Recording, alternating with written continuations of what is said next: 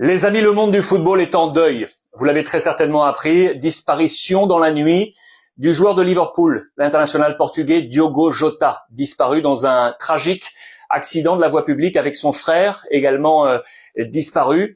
Ce n'est pas simple de lancer ensemble cette revue de presse internationale, spéciale Mercato. Bien évidemment que nous parlerons aujourd'hui de la Coupe du Monde des clubs avec le Real Madrid et les premiers défis de Xabi Alonso, son entraîneur. Bien évidemment que nous parlerons de l'arrivée, ça y est, de Jonathan David à la Juventus de Turin, ou encore de l'effervescence incroyable autour de Lamine Yamal et de son nouveau numéro 10. Mais il était impossible aujourd'hui de démarrer sans évoquer la mémoire de Diogo Jota et de présenter d'ores et déjà nos plus sincères condoléances à l'ensemble de sa famille. C'est par là que nous allons commencer. C'est la presse espagnole, le quotidien Marca, qui nous l'a appris ce matin. Il était aux alentours de 10 heures du matin sur l'ensemble de la toile sociale, comme ici sur X, le compte officiel de Marca.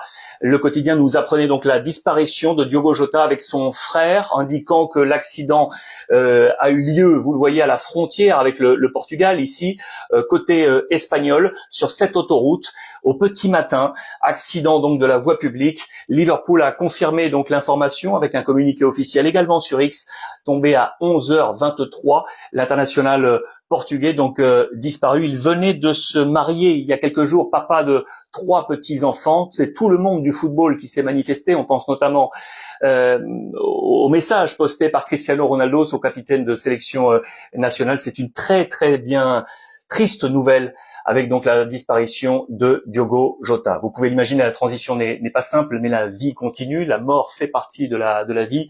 Et donc on va poursuivre avec l'actualité transfert, et avec cette presse anglaise, les tabloïds qui demain reviendront sur cette nouvelle tragique. Ce matin, l'information était au transfert. Regardez notamment du côté de Manchester United, avec ce jeu de mots ici.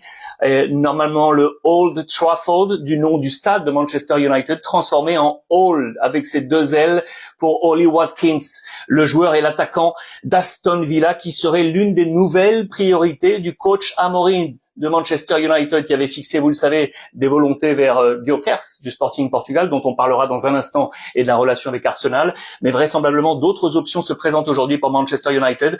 Ollie Watkins, international anglais, donc joueur de Villa, serait sur les tablettes d'Amorim pour la saison prochaine. C'est l'une des affaires à suivre. Celle qui a été conclue, vous l'avez très certainement vu, c'est à la une du Sun Sport.